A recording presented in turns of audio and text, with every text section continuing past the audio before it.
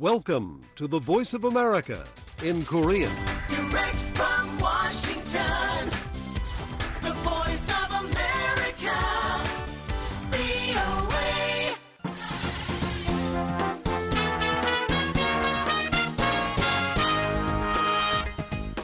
여러분 안녕하십니까? 여기는 미국의 수도 워싱턴에서 보내드리는 VOA 방송입니다. 지금부터 VOA 저녁 방송을 시작하겠습니다. VOA 방송은 매일 새벽 2시부터 3시까지, 그리고 매일 아침 4시부터 6시까지, 또 저녁 8시부터 자정까지 3차례 보내드립니다. VOA 방송은 객관적이고 공정하며 포괄적인 한반도와 미국 그리고 세계 소식과 함께 각종 정보와 교양, 오락 등 다양한 프로그램을 전해드리고 있습니다.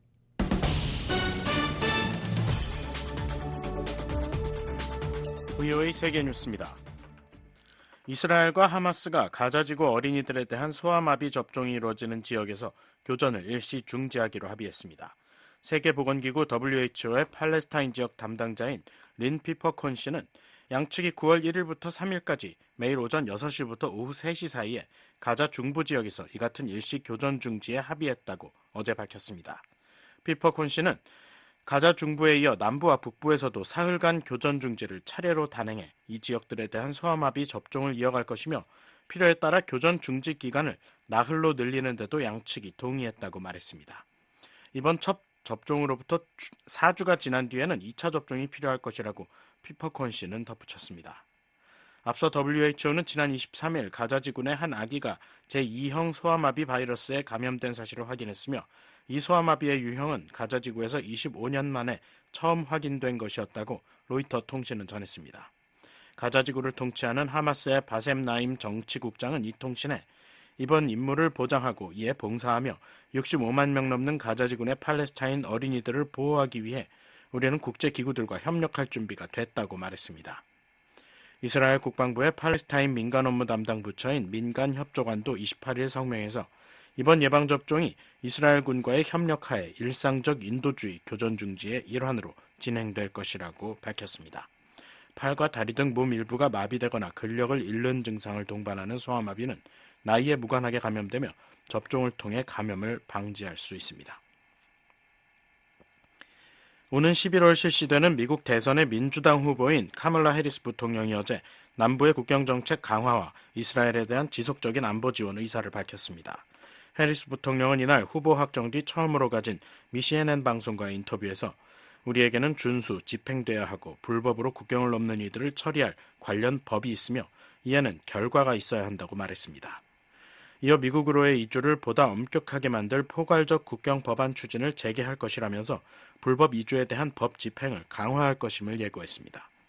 해리스 후보는 국경 담당 요원을 충원하고 합성마약 펜타닐 단속을 강화할 수 있었던 국경 보호 법안을 정치적 목적에서 폐기했던 쪽은 도널드 트럼프 공화당 후보라며 자신이 대통령이 되면 이를 재추진할 것이라고 강조했습니다.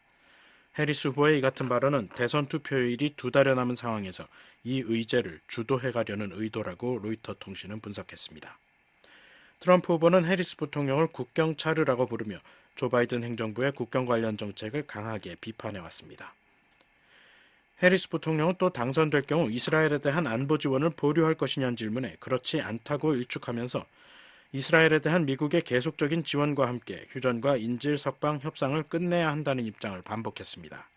한편 트럼프 후보는 이날 자신의 소셜미디어를 통해 국경 문제에 대한 해리스 부통령의 생각은 변하지 않았다면서 그가 당선되면 국경은 폐쇄되지 않은 채 더 개방될 것이며 불법 입국 외국인에 대한 무료 의료 서비스가 이루어질 것이라고 주장했습니다. 우크라이나군이 서방국들로부터 제공받았던 미국산 F-16 파이팅 팰컨 전투기 한 대가 최근 작전 중 추락했다고 우크라이나군이 어제 밝혔습니다. 우크라이나군 총참모부는 이날 성명에서 F-16 편대가 다음 목표물에 접근하던 중 이들 가운데 한 대와의 교신이 끊어졌다며 조종사는 사망했다고 말했습니다. 이들 F-16 편대는 고도의 효율성을 과시했으며 4기의 러시아 순항미사일을 격추했었다고 우크라이나군 총참모부는 덧붙였습니다. 미국 국방부 고위 관리는 로이터 통신에 이 전투기가 지난 26일 추락한 것은 러시아군의 요격 때문은 아닌 것으로 보인다며 조사가 계속되고 있다고 밝혔습니다.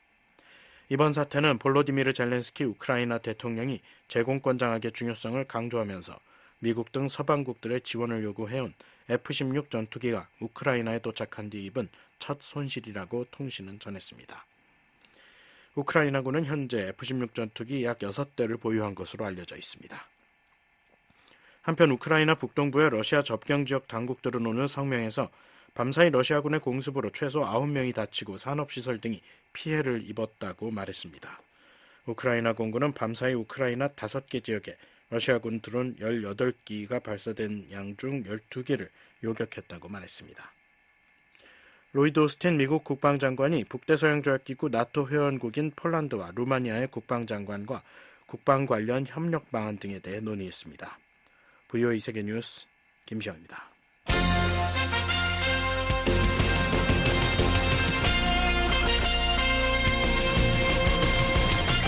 VOA News Today. 여러분 안녕하십니까? 2024년 8월 30일 금요일 VOA 뉴스투데이 1부 시작하겠습니다. 진행의 김영규입니다. 이 시간에 보내드릴 주요 소식입니다. 북한 해군 자산들이 국제해사기구 IMO 자료에서 속속 사라지고 있습니다. 잠수함 13척이 명단에서 빠지자마자 이번엔 모든 군함이 삭제됐습니다. 미국 국가안보보좌관이 중국 방문 기간 중 한반도의 완전한 비핵화를 위한 미국의 의지를 분명히 했다고 밝혔습니다. 최근 탈북민들이 한국으로 가려다 중국 공안에 체포됐다는 언론 보도에 대해 미국 북한 인권특사가 깊은 우려를 표명했습니다. 중국의 강제 송환 금지 의무를 준수할 것을 촉구했습니다. 내일 북한 날씨는 전 지역 가끔 구름 많겠습니다. 최저기온은 7에서 22도, 최고기온은 21에서 33도, 바다의 물결, 동해 앞바다 0.5에서 1.5m, 서해 앞바다 0.5에서 1.5m 일겠습니다. 첫 소식입니다. 북한 해군 자산들이 국제해사기구 IMO 자료에서 속속 사라지고 있습니다. 잠수함 13척이 명단에서 빠지자마자 이번엔 모든 군함이 삭제됐는데 해군력 정보에 갑작스럽게 쏟아지는 관심에 부담을 느꼈을 수 있다는 관측이 나옵니다. 함지아 기자가 보도합니다. 북한 군함들이 국제해사기구 IMO 선박 등록 자료에서 일제히 사라졌습니다. 잠수함 13척이 목록에서 삭제된 지 하루 만입니다. BOE가 IMO의 국제통합해운 정보 시스템 GISIS 자료를 확인한 결과 미 동부 시각 29일 오전 11시경부터 북한 소속 선박 중 해군 함정이 검색되지 않고 있습니다. 사라진 함정은 180여 척으로 모두 북한 해군 소속입니다. 또 이들에게 부여된 IMO의 고유 식별 번호를 따로 조회해도 없는 선박이라는 안내 문구가 나옵니다. 해군 소속이 아닌 일반 북한 상선은 여전히 자료에 남아 있습니다. 해군 소속 함정만 의도적으로 삭제된 것입니다. 앞서 BOE는 27일 북한 해군 소속 잠수함 13척이 GISIS에 등재됐다고 전한 바 있습니다.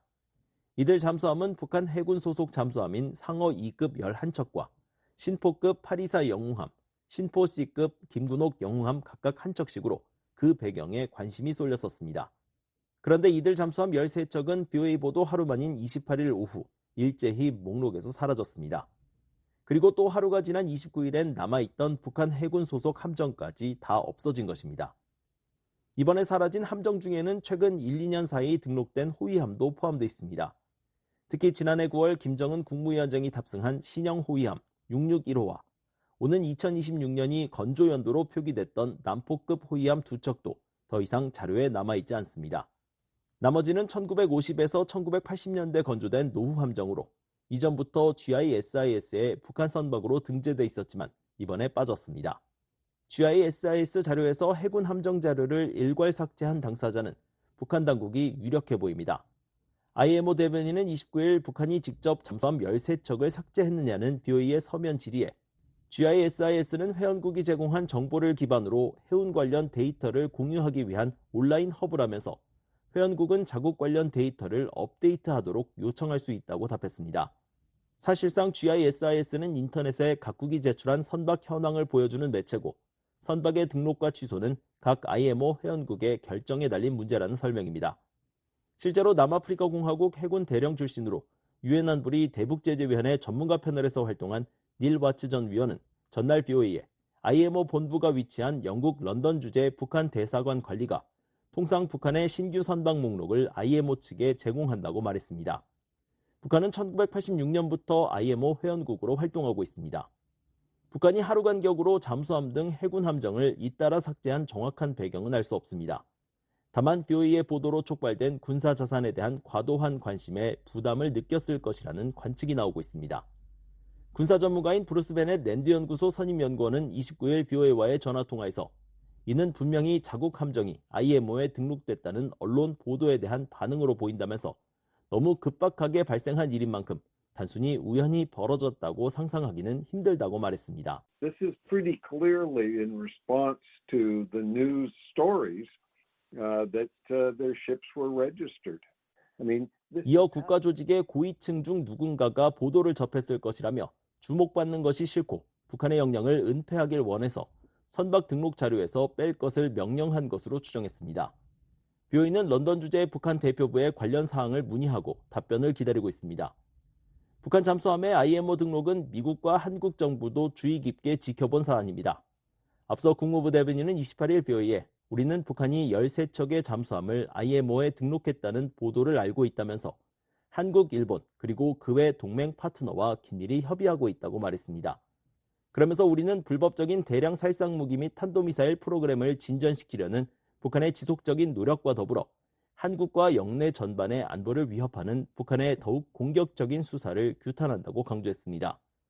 한국 정부 관계자도 28일 기자들에게 한국 정부는 관련 동향을 예의주시하고 있다고 말했습니다. BOA 뉴스 함지아입니다. 미국 국가안보보좌관이 중국 방문 기간 중 한반도의 완전한 비핵화를 위한 미국의 의지를 분명히 했다고 밝혔습니다. 또 중국에 미국 대선에 개입하지 말라고 경고했다고 전했습니다. 조상진 기자가 보도합니다. 지난 27일부터 사흘간 중국을 방문한 제이크 설리번 미국 백악관 국가안보보좌관이 29일 방중 기간 동안 열린 모든 회의에서 한반도의 완전한 비핵화를 위한 미국의 공약을 강조했다고 말했습니다. In all of my meetings, I stressed the importance of maintaining peace and stability across the Taiwan Strait. 설리번 보좌관은 이날 베이징 주재 미국 대사관에서 열린 방중 결산 브리핑에서 이같이 말했습니다. 이어 타이완 해협 전역의 평화와 안정 유지의 중요성을 강조했으며 남중국해에서 필리핀의 합법적인 해상 작전에 대한 불안정한 행동에 대한 우려를 포함해 인도태평양 동맹국들에 대한 미국의 공약도 재확인했다고 밝혔습니다. 미국 백악관은 앞서 28일 보도자료를 통해서도 설리번 보좌관이 왕이 중국 외교부장과 회담을 갖고 북한, 미얀마, 중동에 대한 공동의 우려에 대해 논의했다고 밝혔으며 타이완 해협의 평화 안정 유지와 인도태평양 동맹국 방어에 대한 의지를 재확인했다고 밝힌 바 있습니다. 영내 문제와 관련해서 특히 설리번 보좌관은 중국과 남중국해 문제에 대해서 깊게 논의했지만 구체적인 합의에 도달하지 못했다고 전했습니다. We didn't reach any specific agreements on the South China Sea. For one thing, it's not for the United States to parties like the Philippines. 미국이 필리핀과 같은 당사국을 대신해 중국과 합의에 이르는 것은 바람직하지 않으며 두 국가 사이에 직접 외교를 대체할 수 있는 방법이 없기 때문이라는 것입니다. 그러면서 우리는 동맹국에 대한 우리의 오랜 약속과 남중국해에서의 법치, 항행의 자유, 해양 권리의 자유로운 행사를 지속적으로 지지한다는 점을 다시 한번 분명히 했으며 앞으로도 계속 그렇게 할 것이라고 강조했습니다. 또 우크라이나 전쟁과 관련해서도 중국과 의견을 교환했다면서 다만 미국은 우크라이나 없이는 우크라이나와 관련해 아무것도 하지 않는다는 원칙을 엄격하게 고수하고 있기 때문에 중국과 이 문제에 관해 진전이 있었다고 말할 수는 없다고 말했습니다. 설리번 보좌관은 또 이날 브리핑에서 오는 11월 치러질 미국 대통령 선거에 개입하지 말라는 뜻을 중국 측에 전달했다고 밝혔습니다. Every time I meet with Chinese officials, I raise the issue of election interference and laying down a clear marker that 설리번 보좌관은 이번 방중 기간 중국의 잠재적 선거 개입에 대한 문제 제기를 했느냐는 질문에 중국 당국자들을 만날 때마다 선거 개입 문제를 제기하고 어떤 국가도 미국 선거에 간섭하는 것은 용납할 수 없다는 점을 분명히 밝혔다고 말했습니다. 그러면서 이번 중국 방문도 그런 점에서 다르지 않았으며 그 점을 다시 한번 강조했다고 덧붙였습니다. 설리번 보좌관은 또 이번 중국 방문의 핵심은 외교를 통한 책임 있는 양국 관계 관리라면서 미중 정상이 올해 말 열린 아시아태평양 경제협력체와 주요 20개국에 참석할 경우 만남을 가질 가능성이 있음을 시사했습니다. 한편 백악관은 이날 별도의 성명을 통해 설리번 보좌관이 시진핑 중국 국가주석을 면담했다고 전했습니다. 백악관은 양측이 지난해 11월 샌프란시스코에서 열린 우드사이드 정상회담에서 조 바이든 대통령과 시 주석이 한 약속을 이행하는 것에 대해 논의했다고 밝혔습니다. 또한 타이완 해협 양안 문제와 우크라이나에 대한 러시아의 전쟁, 남중국해 문제에 대해서도 논의했다고 덧붙였습니다. 그러면서 양측은 향후 몇 주 안에 바이든 대통령과 시 주석 간의 전화통화를 계획하는 것을 포함해 열린 소통 라인을 유지하기 위한 지속적인 노력을 환영했다고 밝혔습니다. VOA 뉴스 조상진입니다. 한국에선 제이크 설리번 미국 백악관 국가안보보좌관의 이번 방중이 향후 한반도 정세에 미칠 영향을 주목하고 있습니다. 전문가들은 미국 대선을 앞둔 이번 미중 간 고위급 소통이 북한의 도발을 억제하는 효과를 낼지 주시하고 있습니다. 서울의 김환영 기자 연결해 한국 측 반응 알아보겠습니다. 김환영 기자. 네, 서울입니다. 제이크 설리번 백악관 국가안보보좌관이 방중 결과 브리핑을 통해 중국 측에 미국의 완전한 한반도 비핵화 기조를 강조했다고 밝혔는데요. 이에 대해 한국에선 어떤 해석이 나오나요? 설리번 보좌관은 브리핑에서 자신이 베이징에서 참석한 모든 회의에서 타이완 해협 평화와 안정의 중요성을 강조하고 완전한 한반도 비핵화에 대한 미국의 공약을 강조했다고 말했습니다. 한국 내 전문가들은 설리번 보좌관의 발언이 카말라 해리스 부통령의 대권 도전 출정식이었던 민주당 전당대회에서 채택된 당 강령에서 북한 비핵화 관련 언급이 삭제돼 논란이 된 가운데 나온 점에 주목하고 있습니다. 박원곤 이화여대 북한학과 교수는 미국의 민주, 공화 양당이 모두 당 강령에서 북한 비핵화 목표를 담지 않아 마치 미국이 이 목표를 저버린 듯 보인 데 대해 조 바이든 현 행정부의 외교안보 최고위 인사가 완전한 한반도 비핵화 목표에 변함이 없음을 재확인함으로써 오해를 불식시키려 한 것으로 풀이했습니다. 박 교수는 또 북한의 핵무력 고도화가 미국의 압박에 따른 자위적 행동이라는 중국의 입장을 거부하는 미국의 의지를 재차 환기시킨 발언이기도 하다고 말했습니다. 중국은 이미 비핵화라는 얘기 안 한 지 꽤 오래됐기 때문에 중국한테 가서는 그 얘기를 오히려 더 할 필요가 있다라는 거죠. 왜냐하면 여기서 만약 설리번까지 침묵을 했다면 그러면 미중이 사실상 물 건너간 거 아닌가에 암묵적 합의가 되지 않았느냐라고까지 해석을 할 사람들도 나타날 수 있으니까 그 얘기를 좀 선을 그었다라고 보는 게 맞겠죠. 미국은 북한의 비핵화라는 일관된 입장을 유지하고 있는데 중국도 북한의 핵 보유국 지위를 공식 인정할 경우 그 파장을 우려하는 건 마찬가지 아닌가요? 네, 한국 내 전문가들은 대체로 그렇게 보고 있습니다. 고유한 동국대 명예교수는 미국이나 중국 모두 북한 비핵화의 현실성 여부를 떠나 이를 공식 인정할 경우 그렇지 않아도 자체 핵무장 여론이 높아진 한국과 핵 강국인 중국과 버겁게 맞서고 있는 타이완 등으로 핵 도미노 현상이 펼쳐질 가능성을 우려하고 있다고 말했습니다. 서울대 통일평화연구원 장용석 박사는 중국은 북한 핵 보유를 자위적 행동으로 두둔하면서 그렇다고 한국까지 핵을 보유해서는 안 된다는 편향된 입장인데 설리번 보좌관은 남북한 모두가 핵을 가져선 안 된다는 메시지를 보낸 것으로 풀이했습니다. 설리번 보좌관은 이번 방중이 미국 대선을 앞둔 상황 관리 노력이라고 밝히기도 했는데요. 설리번 보좌관의 방중이 한반도 정세에 미칠 영향에 대해선 어떤 분석이 나오나요? 설리번 보좌관은 이번 방중 기간 중 자신의 카운터파트인 왕이 중국 공산당 중앙외사판공실 주임과 중국 군 2인자인 장유샤 중앙군사위원회 부주석을 만났습니다. 또 시진핑 주석과의 깜짝 만남도 성사도 했습니다. 한국 내 전문가들은 중국 당국자들이 미 대선을 앞둔 민감한 시기에 책임 있는 관리가 중요하다는 점을 알고 있다는 설리번 보좌관의 브리핑 내용으로 미루어 타이완 해협 문제를 넘어 북한이 7차 핵실험 같은 전략 도발을 하지 않도록 억지력을 행사해달라는 메시지를 전했을 수 있다고 보고 있습니다. 경남대 극동문제연구소 이물출 교수입니다. 중국 으로 하여금 대만 문제뿐만 아니라 북한의 핵 문제와 관련해서도 잘 좀 관리해달라. 그게 우리 양국의 이해관계에 굉장히 중요한 영향을 미칠 것이다. 그런 메시지를 전달한 게 아닌가 이렇게 해석할 수 있을 것 같습니다. 김 기자, 그런데 북중 관계가 냉랭해졌다는 신호들이 지속적으로 나오고 있지 않습니까? 이런 상황에서 중국이 적극적으로 북한의 행동을 막으려고 할까요? 북중 간 이상기류가 곳곳에서 포착되고 있는 게 사실입니다. 북한은 지난 5월 한중일 정상회의 공동선언에 비핵화가 언급됐다는 이유로 중국 총리가 참석한 회의 결과물에 대해 강하게 비난했습니다.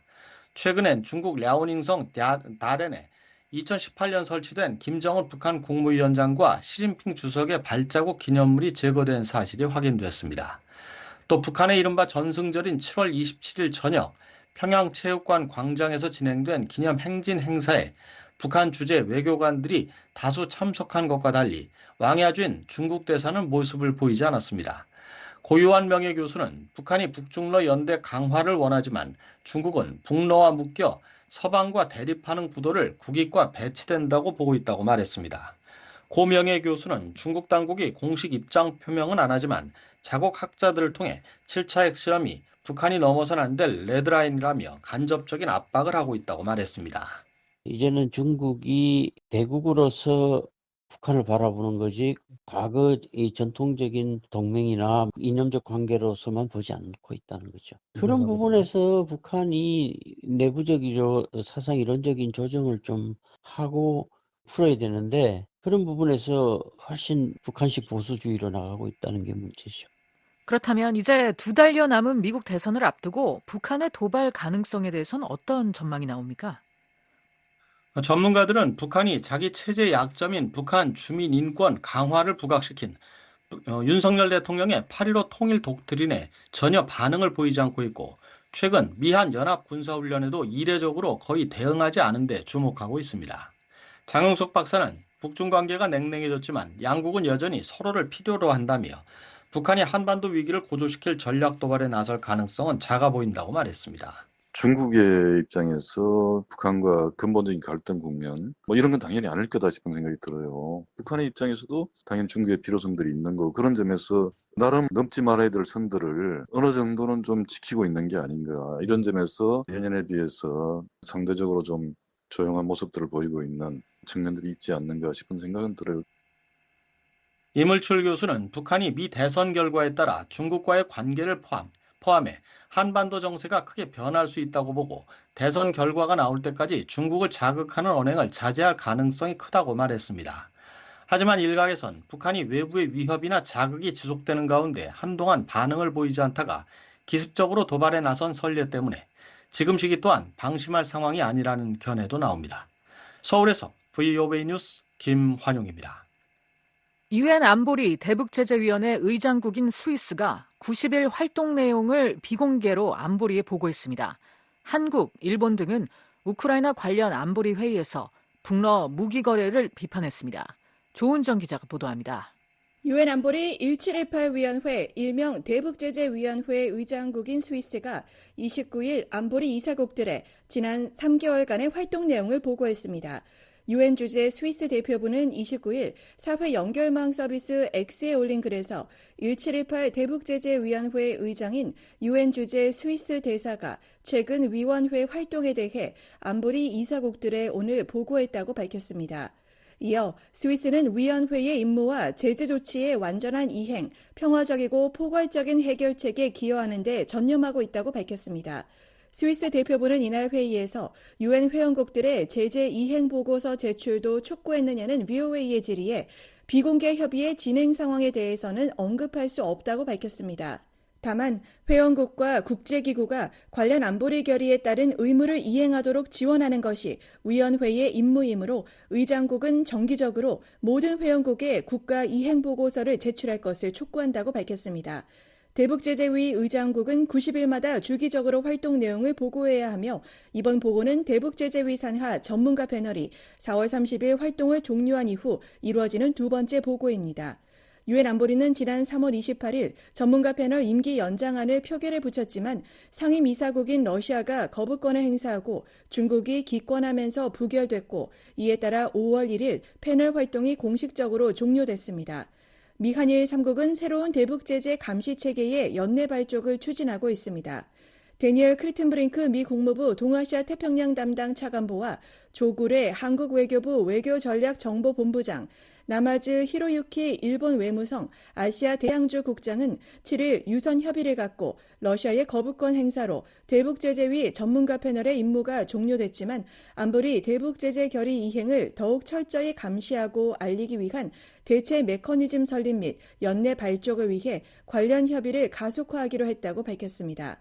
한편 전날 안보리에서 열린 우크라이나 관련 회의에서 황중국 유엔 주재 한국 대사는 무기 거래를 지속하고 있는 북한과 러시아를 비판했습니다. 황 대사는 7월 31일과 8월 11일에 러시아가 북한 탄도미사일을 이용해 우크라이나를 공격했다는 우크라이나 당국의 발표에 큰 우려를 표한다고 밝혔습니다.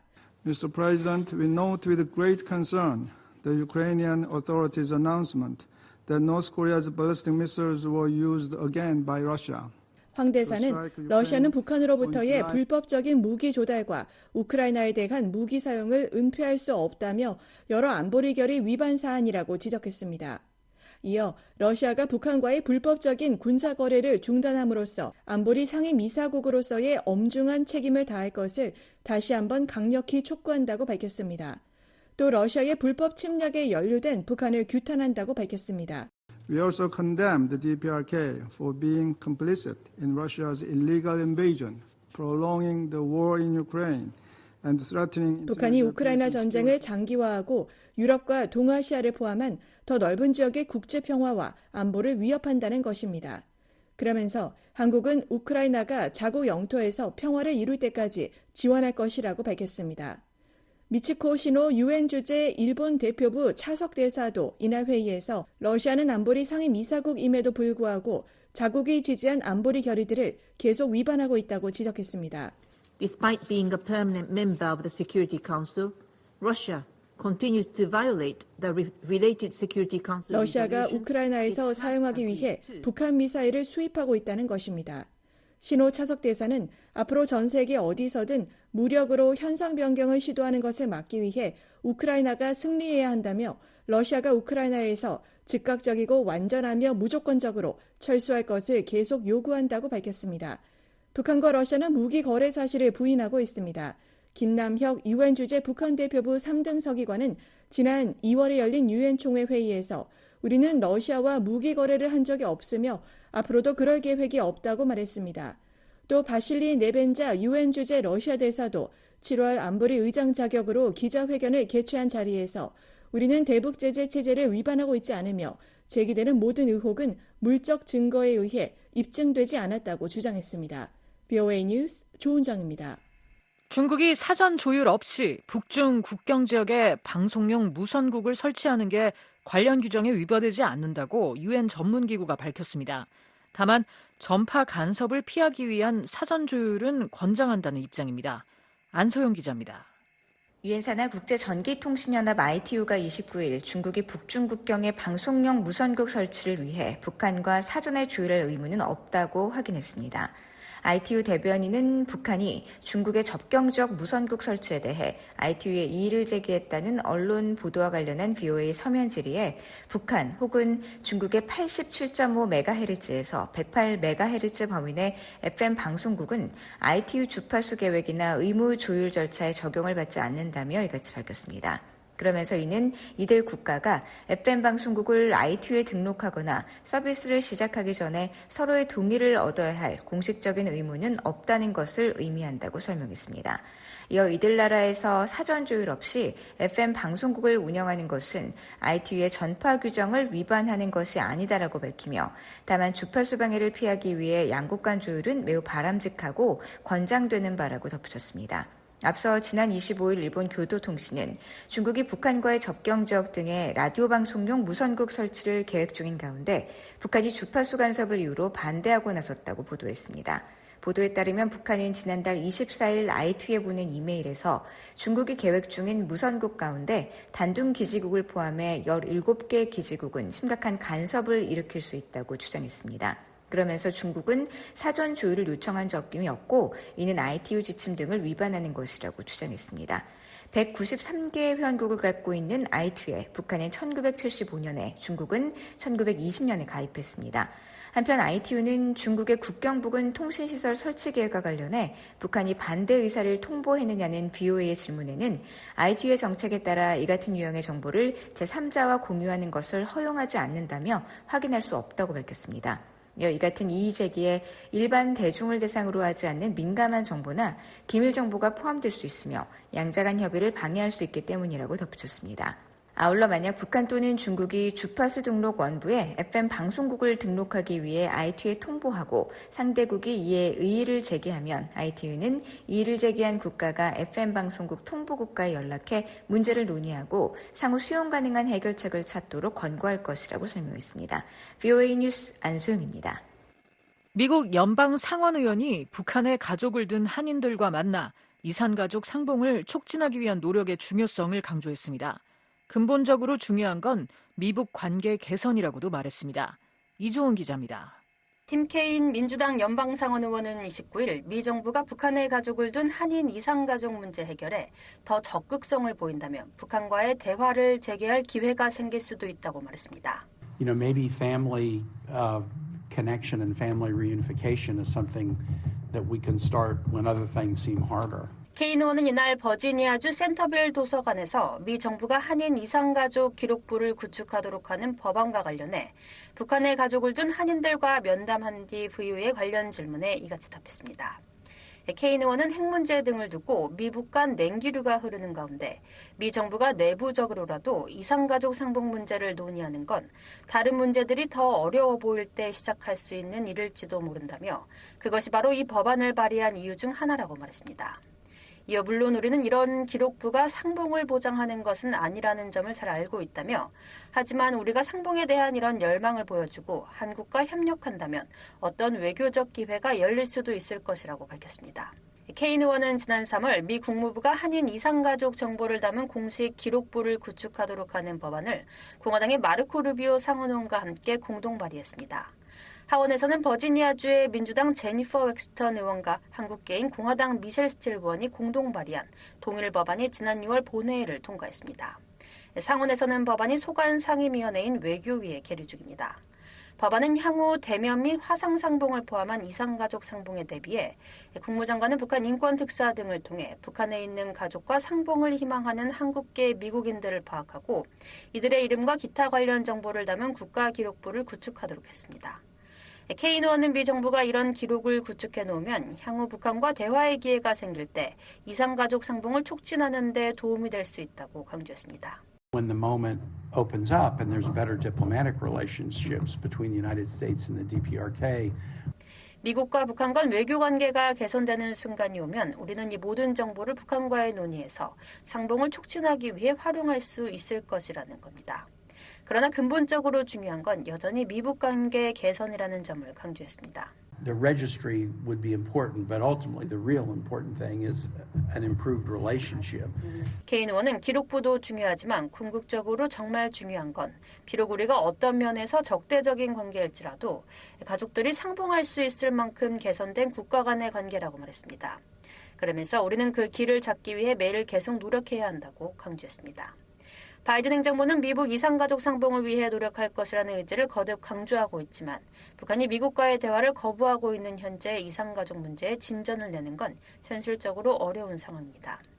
줄리 터너 국무부 북한 인권특사는 지난 6월 워싱턴의 민간 연구기관인 미국 평화연구소 간담회에 참석해 한인 이산가족과 한인 동포사회의 목소리에 귀 기울이고 외교정책 수립에 한인 동포사회와 한인들의 목소리를 반영하는 것을 최우선 과제로 삼고 있다고 말했습니다. This has been such a priority for me in this role that they were in fact one of my first meetings. 한편 버지니아에 거주하는 고령의 한인 이산가족들은 이날 케인 의원에게 문제 해결의 시급성을 호소했습니다. 한국전 당시 17살 때 부모님 그리고 5남매와 헤어지게 된 장송 씨는 이제 그때의 어머니보다 더 고령인 92세의 백발이 됐습니다. 1950년 12월 미군과 한국군 그리고 피난민 10만여 명이 철수한 흥남철수 때 수송선 메러디스 빅토리오를 타고 피난을 가며 이산가족이 된 장송 씨는 이날 한 장밖에 없는 어머니 사진을 들고 왔습니다. 가족들 지금 가면 우리 부모가 어디 가서 죽어서 어디가 있는지 개울장이가 죽어서 떼따구가 남아있는지 어디 산인지 어딘지 몰라요. 그래서 가가지고 우리 부모의 해골 그걸 모아서 한데 아버지나 어머니나 우리 동생들 한데 모아서 모시는 게 내 소원이야. 지금 할 일은 몇밖에 없어. 딴 거. 80이 넘은 전선복 씨도 마찬가지로 흥남철수 때 부모님과 남쪽으로 피난가며 북쪽에 남았던 맏언니 그리고 오빠와 헤어진 지 어느덧 70년이 넘는 시간이 흘렀습니다. 북한에는 우리 언니 가족하고 오빠가 있을 것 같은 그런 기대. 그래서 우리 어머니 아버지는 그 두고 온 아들 때문에 많이 울었어요. 매일 부두에 나가서 기다리다가 돌아가셨어요. 장송 씨는 많은 이산가족들이 이제는 고령이 돼 세상을 떠났다면서 북한에 있는 가족의 소식이라도 알 수 있었으면 좋겠다고 말했습니다. 네, 때가 있는데 왜 때가 있는데 때를 놓치면 물처럼 흘러가서 다시 오지를 않아요. 우리에게는 지금 시간이 없어요. 남북한은 지금까지 21차례의 대면 상봉과 7차례의 화상 상봉지만 미국으로 이민 온 한인들은 한국전 이후 북한에 있는 가족들과 재회할 공식적인 기회가 전혀 없었습니다. 북한의 가족을 둔 미국 내 한인은 2001년 기준 10만 명으로 추산됐었지만 많은 사람들이 세상을 떠나면서 최근 들어선 그 규모가 대폭 감소한 것으로 알려졌습니다. VOA 뉴스 이조은입니다. 북한의 인권 유린과 핵 미사일 위협에 유엔 총회와 안보리가 더욱 적극적으로 대처해야 한다고 전 유엔 북한인권 조사위원장이 밝혔습니다. 북한의 심각한 인권 유린과 국제 평화와 안보를 분리해서 생각할 수 없다는 점을 강조했습니다. 조은정 기자가 보도합니다. 마이클 커비 전 유엔 북한인권조사위원회 COI 위원장은 29일 김정은이 전 세계에 가하는 위협은 북한 주민들에게 가하는 위협과 직결돼 있다며 이제 북한의 위협은 유엔 인권이사회가 다룰 수 있는 범위를 넘어섰다고 지적했습니다. COI의 북한인권 보고서 발간 10주년이 됐지만 북한의 인권 상황은 더욱 후퇴하고 국제사회에 제기하는 핵과 미사일 위협이 증대됐다는 것입니다. 커비 위원장은 이날 안보 전문 매체 저스트 시큐리티 기고문에서 김정은은 지난 10년 동안 냉전 시대에 존재했던 것과 유사한 중앙 집권적 경제 통제 시스템을 북한에 다시 구축한 것으로 보인다며 주민들은 공포에 질려 복종하고 생존을 위해 국가에 전적으로 의존하고 있다고 지적했습니다. 그러면서 김정은은 집권 당시 기본권이 없고 만성적인 박탈감에 시달리는 폐쇄적인 사회였던 북한을 완전한 전체주의적 디스토피아로 만들었다며 1950년에서 1970년대 할아버지 김일성이 통치하던 사회와 유사한 형태라고 말했습니다. 또 핵과 미사일 실험을 거듭해 북한은 이제 일본, 한국, 중국, 심지어 미국까지 위협할 수 있는, 신뢰할 수 있는 핵 공격 능력을 보유하고 있다고 말했습니다. 커비 전 위원장은 그의 핵 위협은 인권 위협이라며 관련국 정부는 고조되는 안보 위협과 북한의 인도주의와 인권 상황을 해결하기 위해 김정은과 다시 관여하는 것을 지지해야 한다고 제안했습니다. 그러면서 유엔 체제 내에서 구체적인 활동을 제안했습니다. 커비 전 위원장은 유엔 안전보장이사회가 북한과 다시 관여해야 한다고 밝혔습니다. 회원국들은 유엔 사무총장과 관련 유엔 기관의 인도주의적 위기 그리고 인권 침해와 북한의 무기 프로그램 사이의 연계에 대한 추가 브리핑을 요청해야 한다는 것입니다. 이어 북한의 무기 개발, 국제 평화와 안보에 대한 위협, 인권 상황의 연관성에 대한 정기적인 보고를 촉구하는 것은 유엔 총회의 몫이라며 강력한 총회 결의가 그 첫걸음이라고 말했습니다. 커비 전 위원장은 최근 워싱턴 DC에서 열린 2024 북한 인권 국제대화에서 전문가들은 COI 보고서가 나온 지 10년이 지난 지금 책임 규명이 시급히 필요하다는데 의견을 모았다고 말했습니다. 이어 2차 세계대전 이후 전 세계는 다시는 심각한 인권 유린을 외면하지 않겠다고 약속했다며 우리는 북한의 심각한 인권 유린과 국제 평화와 안보를 분리해서 생각할 수 없다는 점을 분명히 인식하고 받아들여야 한다고 말했습니다. 로버트 킹 전 미 국무부 북한 인권 특사는 29일 VOA와의 전화통화에서 북한 주민들을 위해 계속해서 압박 수위를 높여야 한다는 커비 위원장 견해에 동의한다고 말했습니다. 북한 인권 문제는 1년 안에 해결될 수 있는 것이 아니기 때문에 북한을 압박하는 노력에 일관성을 유지해야 한다는 것입니다.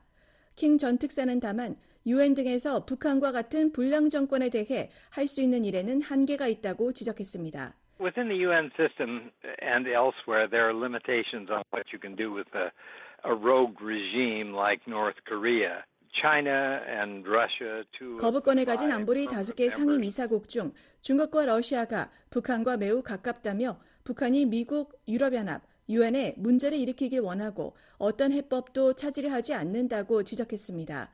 킹 전 특사는 그럼에도 UN에서 문제를 제기하고 북한을 계속 압박하며 북한이 불법 국가라는 점을 계속 강조하는 등 우리가 해왔던 일을 계속해야 한다고 말했습니다. 미국과 한국도 북한 인권 개선을 위해 국제사회 공론화를 위한 공조를 강화한다는 방침입니다. 줄리 터너 미 국무부 북한 인권 특사는 지난 7월 방한에 이준일 한국 외교부 한반도 정책국장을 만나 9월에 UN 총회 제3위원회 회의와 11월 북한에 대한 보편적 정례 인권 검토 등 주요 계기를 활용해 북한 인권 문제 공론화 노력을 강화하기로 했습니다. 양측은 또 북한의 강제노동 문제 해결과 남반구에 위치한 신흥국과 개도국을 의미하는 글로벌 사우스를 대상으로 한 북한 인권 관여 확대 방안도 긴밀히 모색해 나가자고 했습니다. 미셸 테일러 UN 인권이사회 주재 미국 대사도 지난 2월 UN 북한인권조사위원회 COI 최종 보고서 발간 10주년을 맞아 북한 인권 문제에 대한 지속적인 관심을 촉구했습니다. 테일러 대사는 사회 연결망 서비스 X에 올린 글에서 UNCOI가 북한의 인권 침해와 학대가 반인도적 범죄에 해당한다고 결론 내린 이후 지난 10년 동안 북한의 인권 상황은 개선되지 않았다고 지적했습니다. 그러면서 UN 인권이사회가 계속 북한을 집중 조명하는 것이 여전히 필수적이라고 강조했습니다. VOA 뉴스 조은정입니다.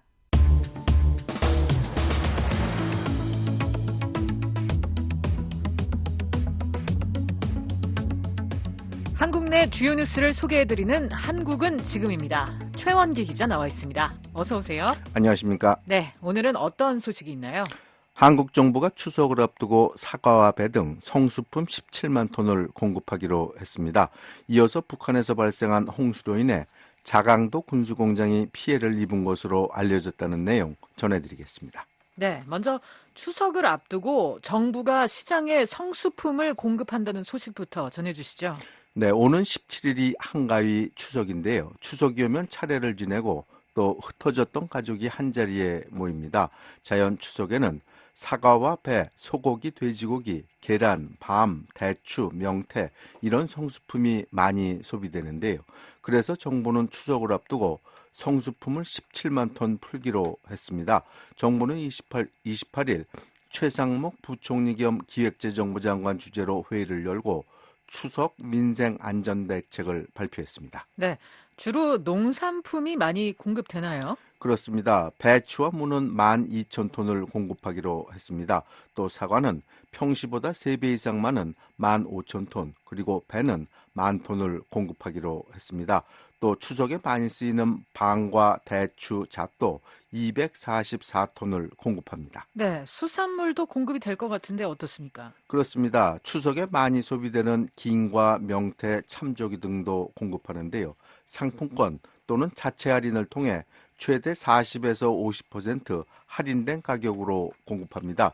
정부는 이런 성수품 할인을 지원하기 위해 700억 원을 투입하고 선물 세트도 싼 값에 공급하기로 했습니다. 그러니까 추석 성수품을 싼 값에 풀어서 인플레이션, 물가 오름세를 잡겠다는 것인가요? 그렇습니다. 정부는 각종 물품을 싼 값에 시중에 많이 공급해 성수품의 평균 가격을 지난 2021년보다 낮은 수준으로 관리할 계획입니다. 농산물 공급 외에 다른 대책은 없습니까? 있습니다. 추석을 앞두고 소상공인과 중소기업에 40조 원 이상의 명절 자금을 새로 공급합니다. 또 집중호우로 피해를 입은 기업과 중소기업을 돕기 위해 법인세 납부 기한을 2개월 연장하고 수출을 하는 중소기업에 대해서는 부가가치세와 관세 환급금을 조기에 지급하기로 했습니다. 네, 혹시 취약계층을 돕는 대책도 나온 게 있나요? 네, 취약계층 대책으로는 저소득 가구해주는 지원금 지급 시기를 앞당기기로 했습니다. 또 취약계층이 부담하는 전기요금도 정부가 일부 돕기로 했습니다. 또 쪽방이나 고시원 등에 거주하는 취약계층을 찾아서 공공임대주택 등으로 이주를 지원할 계획입니다. 추석은 흩어졌던 가족이 한자리에 모이는 명절인데 이를 돕는 방안도 있겠죠? 네, 추석 연휴 기간인 9월 15일부터 18일까지 나흘간 전국의 고속도로 통행료를 면제하기로 했습니다. 또 고속열차죠, KTX 등 가족 동반석도 할인하기로 했습니다. 네. 또 추석에는 비행기를 타고 고향을 찾는 사람들도 많은데요. 국내선 이용객은 공항 주차장을 무료로 이용할 수 있습니다. 또 정부는 지역 관광 활성화를 위해 숙박 쿠폰을 50만 장 배포하고 사용기간도 11월 말로 연장하기로 했습니다. 네, 다음 소식 가보겠습니다. 최근 북한에서 발생한 홍수로 자강도 일대의 군수공장이 침수됐다고요? 네, 이 소식은 서울의 북한 전문 매체인 데일리 NK와 북한 전문가들이 제기하고 있는 것인데요. 김정은 국무위원장은 지난달 29일 평안북도 신의주 일대를 방문해 고무보트를 타고 침수 지역을 시찰했습니다. 그러나 김 위원장은 평안도만 방문했을 뿐 정작 가장 많은 피해가 발생한 압록강 유역 자강도는 찾고 있지 않아서 의문을 낳고 있습니다. 네, 하나씩 한번 살펴보죠. 자강도에 수해가 발생한 건 확실한 건가요?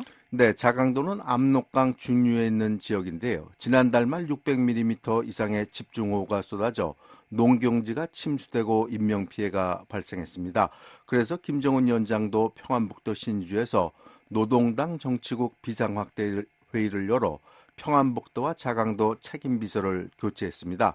한국국정원도 실제적 물적 피해가 많은 곳은 자강도라고 밝혔습니다. 그러나 김 위원장은 아직까지 자강도는 방문하지 않고 있습니다. 그렇게 보니 좀 이상한데 김정은 위원장이 왜 자강도는 방문하지 않은 걸까요?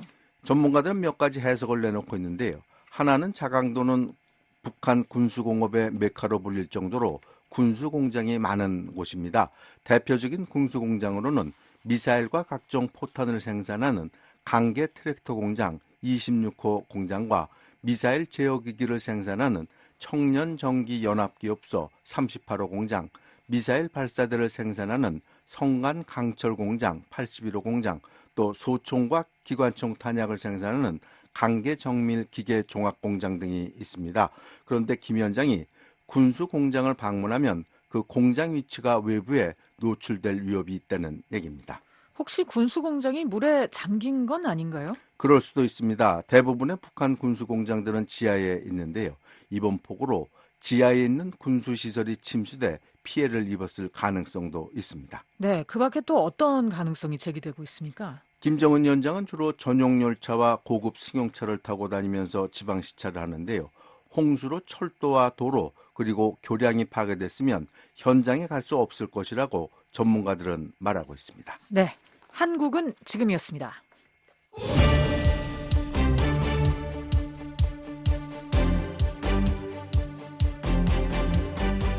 최근 미국 미디어에 등장한 주요 한반도 관련 기사들을 간추려드리는 코리아 인 더 뉴스입니다.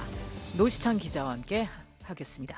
안녕하세요. 안녕하세요. 지난 한 주도 남북한 관련 기사들이 참 많이 등장한 것 같은데요. 오늘은 어떤 기사부터 살펴볼까요? 네, 먼저 블룸버그 통신 기사부터 살펴보겠습니다. 현재 미국에서는 대통령 선거 열기가 아주 뜨거운데요. 이 통신은 한국 정부가 앞으로 미국의 대선 결과에 어떤 입장일까를 살펴보고 있습니다. 한국의 김수경 통일부 차관과의 인터뷰를 전한 기사인데요. 결론부터 말씀드리면 누가 대통령이 되든 한국 정부는 염려하지 않는다는 입장이라는 것입니다. 네. 누가 당선이 돼도 북한으로부터의 핵 위협에 직면해서 한국과 함께 대처해 나갈 것으로 기대하고 있다는 거죠. 북한 주민들의 탈출이 더욱 어려워지고 있지만 엘리트층의 망명이 이어지고 있다는 점도 지적했다고 전했습니다. 블룸버그 통신은 이달 초 윤석열 한국 대통령이 북한에 대화를 제의하고 통일로 가는 길을 제시했다면서 그러나 북한은 이에 반응을 보이지 않고 있다는 등 최근의 한반도 상황도 전했습니다. 네. 로이터 통신은 북한 지도자 김정은이 개량형 240mm 방사포 시험 사격을 참관했다고 보도하고 있네요. 네. 이 로이터 통신은 개량형 방사포가 기동성과 타격 집중성에서 기술 향상이 증명됐다고 조선중앙통신이 28일 보도했다고 전했습니다. 로이터는 미국과 한국 관리들은 북한이 최근 몇 개월간 러시아에 포탄, 미사일, 기타 장비 등을 보내 우크라이나 전쟁을 돕고 있다고 비난하고 있지만 모스크바나 평양은 그런 비난을 부인하고 있다고 전했습니다. 통신은 이어 러시아 산업부 차관이 인솔하는 대표단이 27일 평양에서 북한 측 대표단과 두 나라의 경제협력 증대 문제를 논의했다고 중앙통신을 인용 보도했습니다. 네. 이보다 앞서 시사주간지 뉴스위크는 김정은 국무위원장이 지난 토요일 자폭 무인기 실험을 현지 지도했다는 기사를 실었네요. 김 위원장이 최근 개발한 자폭 무인기의 타격 시험을 현지 지도했다는 것인데요.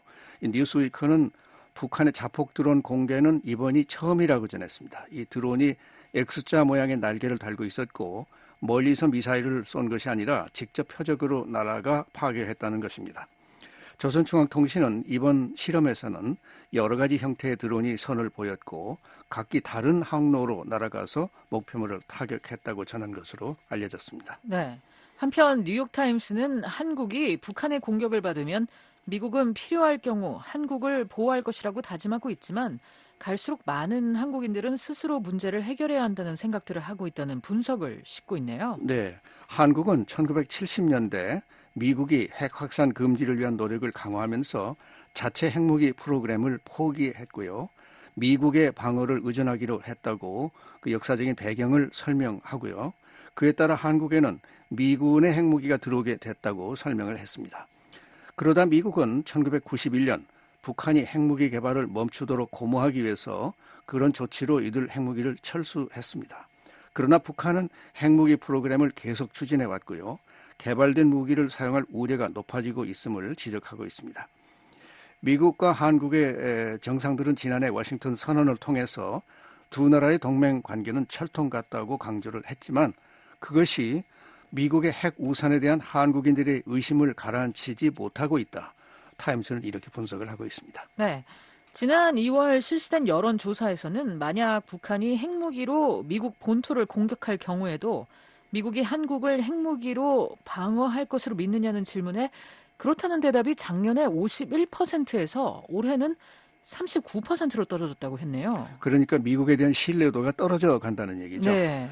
또 다른 조사에서는 한국이 자체 핵무기를 가는 것을 원하는지 아니면 미군 주둔을 원하는지 그러니까 핵무기를 가질래 미국이 그냥 주둔하게 할래 이 두 가지를 놓고 하나를 선택하라 한다면 핵무기 보유를 원한다고 한 질문 그 두 가지를 선택하라고 그런 질문을 했는데 네.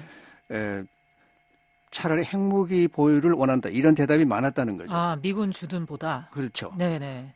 그래서 그 같은 응답이 나온 것이 수십 년 만에 처음이라고 합니다. 네. 다른 조사들도 많게는 70%까지 응답자들이 한국 자체 핵무기를 갖기 원한다고 답했다고 뉴욕타임스는 보도하고 있습니다. 네, 자체 핵무장을 둘러싸고 한국 내 여론이 많이 변하고 있는 것 같습니다. 그렇습니다. 네, 워싱턴 포스트는 한국 공군이 사용하던 냉전 시의 F4 팬텀 제트 전투기 퇴역 소식을 장문의 기사로 실었네요. 네. 포스트의 여 기자가 마지막 비행을 하는 전투기에 직접 타보고 쓴 기사라고요? 그렇습니다. F4에는 두 사람이 타는데요. 앞에는 조종사가 타고 뒤에는 이 여기자가 탔습니다. 네. 이 허락된 것 외에는 기내에서 어떤 것도 손을 대지 말라 이렇게 엄한 지시가 있었다고 하네요. 네. 정부가 가난해서 국민들이 성금을 모아서 미국산 F4 팬텀 제트 전투기 5대를 샀던 나라가 이제는 세계적인 무기 생산국이자 수출국이 됐다고 소개를 하고 있습니다. 이 팬텀은 도깨비라는 의미를 갖고 있죠. 또 현재 북대서양 조약기구에 무기를 공급하는 제3위의 국가가 바로 한국이라는 것입니다. 네. 냉전 시의 제트기인 한국의 F4 팬텀은 50여 년 하늘을 나른 뒤에 지난 6월에 퇴역을 했는데요. 이제 자체 생산한 신세대의 항공기들이 등장할 것이라고 전했습니다. 이로써 한국은 자체적으로 초음속 제트기를 생산할 수 있는 극소수의 나라로 올라섰다. 포스트는 이렇게 보도를 하고 있습니다. 네, 워싱턴 포스트는 한국의 헌법재판소가 정부의 2049년까지 온실가스 제한을 위한 보다 확고한 계획을 수립하라고 판결했다고 보도했습니다. 이 판결은 가스 방출량을 줄이는데 정부가 이제 실패했다고 주장하는 환경 운동가들에게는 부분적이지만 승리를 안겨준 것이다. 이렇게 포스트는 평가를 했군요. 네, 이 워싱턴 포스트를 소개해드리겠지만 사실 미국에서는 이 기사가 상당히 여러 언론에서 다뤄지고 있습니다. 예. 그만큼 한국 정부가 환경에 대해서 적극적인 자세를 취하고 있다는 것을 보여주는데요. 헌법재판소가 29일 어린이와 청소년, 시민단체 등이 제기한 헌법 소원 4건에 대해서 재판관 전원일치 의견으로 탄소중립기본법 8조 1항에 헌법이 불치된다 이런 결정을 내렸습니다. 네. 한국 정부는 2030년 배출량을 2018년 대비 40% 줄인다고 정했지만 그 이후에 기준은 마련하지 않고 있었습니다. 이번 판결은 기후변화가 사람의 기본권과 관련된 것이며 누구나 변화로부터 안전을 유지할 권리가 있다는 원고 측 변호사의 말도 전했습니다. 워싱턴 포스트는 또 이번 판결에 대해서 소원이 이루어진 듯 기쁘고 만족하다라고 한 12살짜리 어린 원고의 소감도 전하고 있습니다. 그렇군요. 월스트리트 저널에는 누구나 희생자가 될 수 있다. 인공지능 가짜 누드 위기 한국을 휩쓸다. 이런 제목의 기사가 실렸습니다. 네, 이 신문은 한국 수사당국이 28일 대규모 이른바 딥페이크 음란물 제조 조직을 적발해서 단속에 들어갔다고 보도했습니다. 이 딥페이크란 여성의 얼굴에 음란 영상을 합성해서 유포시키는 것을 말합니다. 네. 이 신문은 미국을 포함해서 여러 나라들이 이 AI 기술을 이용한 음란물 확산에 직면하고 있으며 세계적으로 번지고 있는 딥페이크 확산의 무려 절반이 한국이 진원지라고 전문가들이 분석을 하고 있다는 것입니다. 그렇군요. 교사, 군 장교, 대학생, 초등학생에 이르기까지 이 대부분의 여성들이 바로 이렇게 사진으로 영상 유포가 되는 피해자들이라고 전하고 있습니다. 네. 한편 극심한 인구 감소를 겪고 있는 한국이 이를 해결하기 위해서 어떤 노력을 하고 있는지 들여다보는 특집 기사가 뉴욕타임스에 실려 있어서 흥미를 끄는데요. 이 기사도 좀 소개해 주시죠. 네, 노인층 증가와 출산율 저조로 인한 인구 감소 문제는 한국도 큰 고민거리라고 하면서 충청북도 제천시가 이를 해결하기 위해서 어떤 대책을 추진 중인가를 살펴보고 있습니다. 네. 이 산간지대에 위치한 인구 13만의 제천시도 중심가에는 비어있는 상점이 많고 사업체들은 사람을 못 구해서 걱정이 태산이라고 합니다. 한국의 도시들은 신혼부부에게 지원금을 제공하기도 하고 취학 아동이 있는 집에는 주택을 마련해 주는 등 각종 혜택을 제공해 가면서 인구 유지를 추진하고 있지만 그것이 쉬운 일이 아니라고 설명을 하고 있습니다. 네, 그런데 제천시는 과연 어떤 아이디어로 이런 문제를 해소하려 한다는 거죠? 현재 이곳의 김창규 시장은 젊었을 때 외교관으로 카자흐스탄에서 근무를 한 적이 있는 분입니다. 네. 그런 인연으로 김 시장은 중앙아시아에 있는 고려인들을 이 도시로 초빙하고 있다는 것입니다. 뉴욕 타임스는 스탈린 시대 소련 극동 지역에 살다 동유럽으로 강제 이주당한 조선인들의 후손 고려인이라고 부르죠. 네. 이들이 우즈베키스탄, 카자흐스탄, 키르기즈스탄 등지에 50만 명 가까이 사는데 제천시가 바로 이들을 받아들여서 인구 감소 문제를 해소해 보려고 애를 쓴다는 것이죠. 그러니까 고려인들을 이민자로 받아들이는 거네요. 그렇죠. 네, 제천시장은 그렇다면 이렇게 새로 들어오는 고려인들을 위해서 어떤 정책을 쓰고 있습니까? 제천시는 비어있는 구 대학 기숙사를 주거시설로 개조해서 이주민들에게 제공을 하고 있고요. 이들의 취업, 사회 적응, 어린이 교육 프로그램 등 여러 가지 대책을 추진하고 있습니다. 그 결과 약 130명의 고려인들이 제천에 왔고요. 그 후 150여 명이 또 들어오겠다고 원서를 냈다고 합니다. 이 극심한 출산율 저조로 노동력이 부족한데도 한국인들은 이 단일 민족이어서 그런지 위험하고 어려운 일은 하고 싶지 않고 외국인 근로자들이 와서 그런 일을 해도 그건 역시 못마땅해 하고 그런 태도라는 것입니다. 그런데 고려인들은 바로 그런 외국인과 동족의 중간에서 이 완충지대 주민이 된다.